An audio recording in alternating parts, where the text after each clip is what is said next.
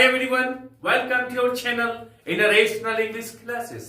आपका स्वागत है रेशनल इंग्लिश क्लासेस में। प्यारे बच्चों, आज हम लोग पढ़ेंगे वर्ब टू बी तथा उसके रूपों के प्रयोग के बारे में। इसके पहले हम लोग पढ़ चुके हैं टू हैव, टू डू का प्रयोग के बारे में पढ़ चुके हैं। आज हम लोग पढ़ेंगे टू बी तथा इसके रूपों के प्रयोग के बारे में। प्यारे बच्चों, आज हम लोग पढ़ेंगे वर्ब टू बी तथा इसके रूपों का प्रयोग किस तरह से प्रिंसिपल वर्ब या मेन वर्ब के रूप में किया जाता है। इसको हम लोग फुल वर्ब भी कहते हैं। इसके अंतर को हम लोग समझें, कब वो ऑक्सिलरी वर्ब या हेल्पिंग वर्ब का काम करता है तथा कब वो मेन वर्ब या प्रिंसिपल वर्ब का काम करता है। चलते हैं हम लोग। जैसे हम लोग उदाहरण के लिए लेते हैं, ही इज गुड, वो अच्छा है। ही इज गुड, वो अच्छा है। He is playing, वो खेल रहा है। प्यारे बच्चों, दोनों में अंतर ये समझे हम लोग, जब कोई वर्ब मेन वर्ब के साथ मिलकर के tense, voice, mood, negative, interrogative बनाने में सहायता करता है तो उसे हम लोग हेल्पिंग वर्ब या फिर ऑक्सिलरी वर्ब कहते हैं।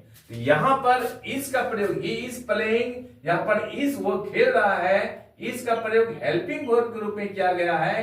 प्लेइंग यहां पर मेन वर्ब है, ये प्रेजेंट कंटीन्यूअस टेंस बनाने में सहायता करता है, इसलिए ये इज क्या है, हेल्पिंग वर्ब है या ऑक्सिलरी वर्ब है। किंतु यदि सेंटेंस में एक ही वर्ब है और वो किसी दूसरे वर्ब को सहायता नहीं करता है टेंस, मूड इत्यादि बनाने में, तो वो फिर वो मेन वर्ब कहलाएगा। जैसे ही इज गुड, वो अच्छा है, तो इज यहां पर मेन वर्ब है या किसी दूसरे वर्ब का सहायता नहीं करता है, इसलिए हम लोग मेन वर्ब या प्रिंसिपल वर्ब या फुल वर्ब इसको कह सकते हैं। तथा इज यहां पर जो है, ही इज प्लेइंग, यहां पर हेल्पिंग वर्ब कह सकते हैं इसको, या फिर ऑक्सिलरी वर्ब या फिर सपोर्टिंग वर्ब। आप दोनों कंसेप्ट को समझ गए आप कि हेल्पिंग वर्ब में क्या अंतर है तथा प्रिंसिपल वर्ब में क्या अंतर है।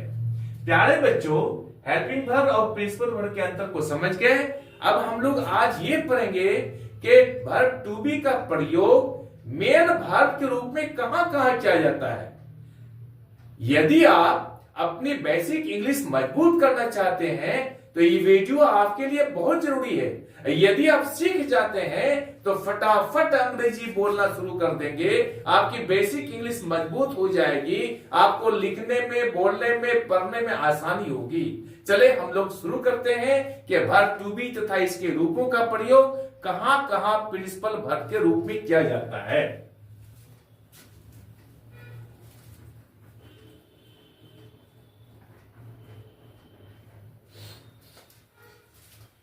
Verb to be,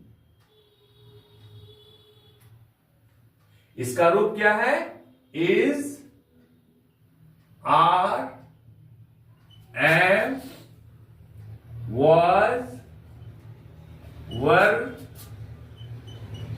been, being. प्यारे बच्चों, आज हम लोग पढ़ेंगे टू बी का प्रयोग, टू बी तथा इसके रूपों का प्रयोग कहां कहां किया जाता है मेन वर्ब के रूप में। चले हम लोग पहला कंसेप्ट को लेते हैं, वर्ब टू बी तथा इसके रूपों का प्रयोग। सबसे पहला कंसेप्ट हम लोग बताएंगे कि इसका प्रयोग हाइट को बताने के लिए, वेट को बताने के लिए, साइज को बताने के लिए किया जाता है। कैसे? जैसे हम लोग बोलते हैं व्हाट इज योर हाइट, आपकी कितनी ऊंचाई है। हम लोग क्या कर सकते हैं, आम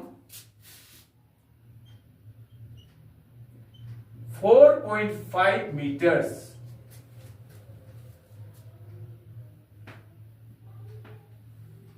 टू 2.4 मीटर्स। प्यारे बच्चों, यहां देखते हैं व्हाट इज योर हाइट, आपकी कितनी ऊंचाई है। यहां पर इज का प्रयोग प्रिंसिपल वर्ब या मेन वर्ब के रूप में किया गया है या किसी दूसरे वर्ब को सहायता नहीं करता है। ठीक उसी तरह से हम लोग आंसर पे करते हैं आई एम 2.4 मीटर्स, यानी हम लोग मैं क्या हूं 2.4 मीटर्स हूं। तो यहां पर m का प्रयोग मेन वर्ब के रूप में किया गया है। अब दूसरा आता है वेट को बताने के लिए भी किया जाता है। What is your weight, what is your weight, WEIGST, आपका कितना वजन है।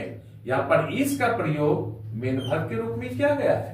हम लोग आंसर में करते हैं I am 48 kg, I am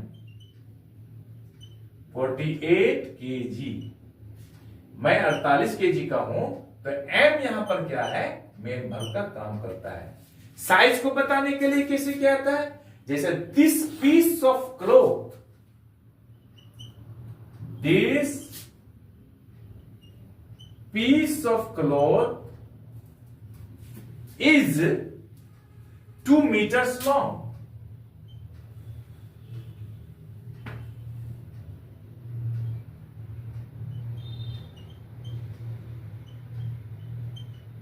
ये कपड़ा का टुकड़ा 2 मीटर लंबा है, ये साइज को बता रहा है।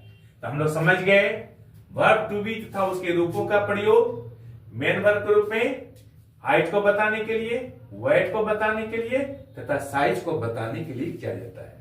प्यारे बच्चों, अब हम लोग दूसरा कंसेप्ट लेते हैं।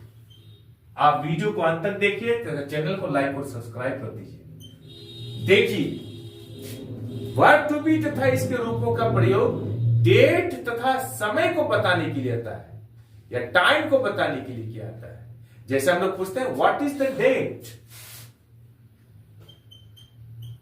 व्हाट इज द डेट, आज कितना तारीख है। तो यहां पर इस का प्रयोग मेन वर्ब के रूप में किया गया। आंसर में हम लोग कहते हैं it is March 25, it is March 25। प्यारे बच्चों, यहां पर इसका प्रयोग मेन वर्ब के रूप में किया गया है। आज 25 मार्च है। दूसरा एग्जांपल टाइम को पूछने के लिए कैसे किया जाता है, जैसे व्हाट इज द टाइम, कितना समय होता है। यहां पर इस का प्रयोग मेन वर्ब के रूप में किया गया। आंसर हम लोग कहते हैं it is 10 o'clock, it is 10 o'clock। प्यारे बच्चों, यहां पर अभी 10 बज रहा है, तो इस का प्रयोग मेन वर्ब के रूप में किया गया है। अब हम लोग अगला कंसेप्ट को पढ़ेंगे।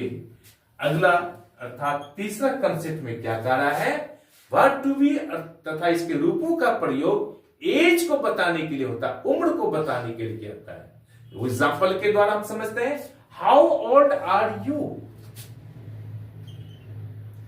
हाउ ओल्ड आर यू, आपका कितना उम्र होता है। यहां पर आर का प्रयोग मेन वर्ब के रूप में किया गया। आंसर में हम लोग कहते हैं आई एम 10, मैं 10 वर्ष का हूं। या एम का प्रयोग मेन वर्ब के रूप में किया गया है। या हम लोग ऐसे भी कर सकते हैं I am 10 years old, I am 10 years old, मैं 10 वर्ष का हूं। यहां पर भी एम का प्रयोग प्यारे बच्चों मेन वर्ब के रूप में किया गया है।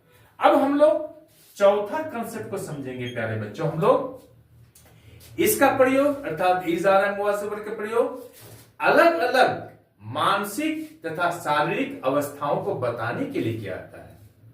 जैसे she is sad, she is sad, वह उदास है। या इज का प्रयोग मेन वर्ब के रूप में किया गया है। ही इज हैप्पी, वह खुश है। यहां पर भी इज का प्रयोग मेन वर्ब के रूप में किया गया है। यू आर एंग्री, आप नाराज हैं। प्यारे बच्चों, यहां पर आर का प्रयोग मेन वर्ब के रूप में किया गया है। अब हम लोग पांचवा कंसेप्ट को समझते हैं प्यारे बच्चों। कमांड तथा रिक्वेस्ट को बताने के लिए वर्ब टू बी का प्रयोग किया जाता है। कमांड तथा रिक्वेस्ट को बताने के लिए, जैसे बी क्वाइट,